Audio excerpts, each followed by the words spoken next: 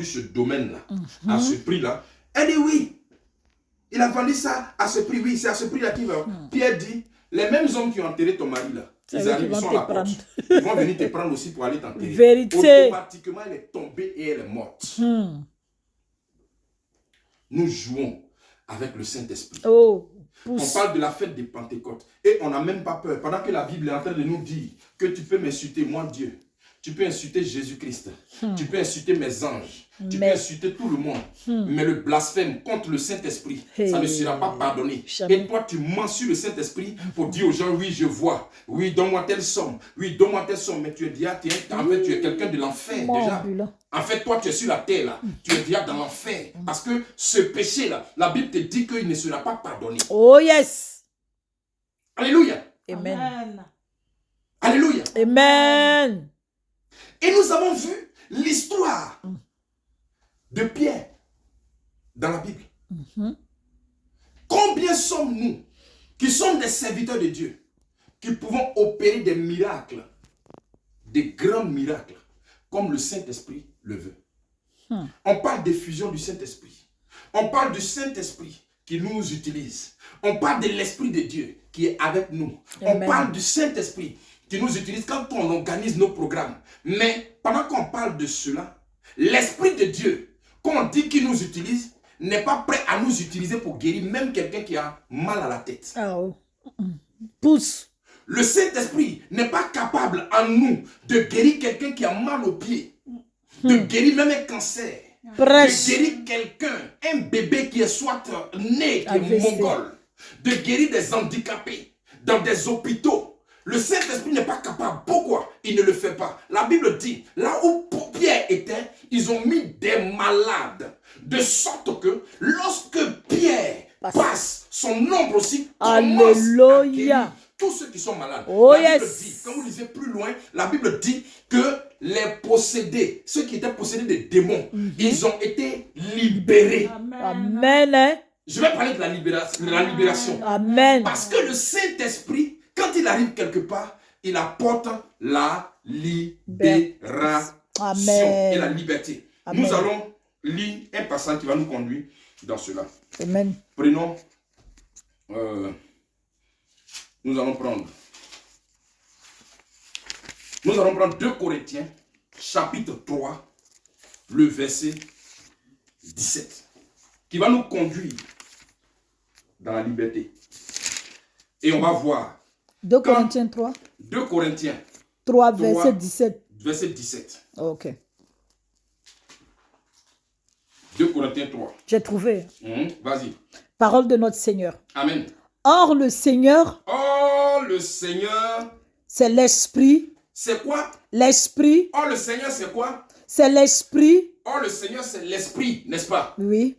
Et là où est l'Esprit du Seigneur. Et là où est l'Esprit du Seigneur. Là est la liberté. Là est quoi? La liberté. La liberté.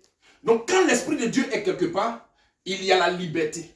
Donc tu es libre quand le Saint-Esprit est en toi. Tu es Amen. libre. Donc quand le Saint-Esprit est en toi, il va venir te libérer Alléluia. de l'oppression de la sorcellerie. Gloire à Jésus. Il va te libérer de l'oppression de la sorcellerie. Il va enlever en toi en fait ce qui ne va pas. Alléluia. Là où il y a le Seigneur, c'est la quoi? La liberté.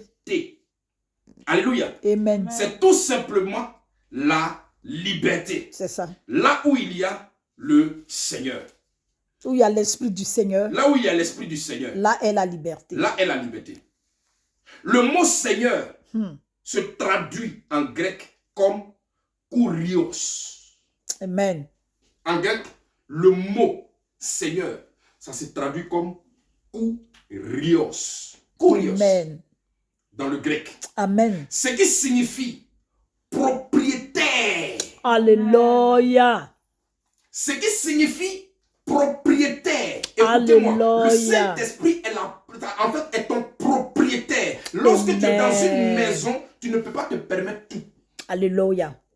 Pourquoi? Amen. Parce que il y a le propriétaire de la maison. Amen. Donc quand tu veux casser un mur, tu vas dire au propriétaire. Demander. Il y a le mur là. Vraiment, je voulais casser pour faire une autre chambre, mettre une porte pour pouvoir faire.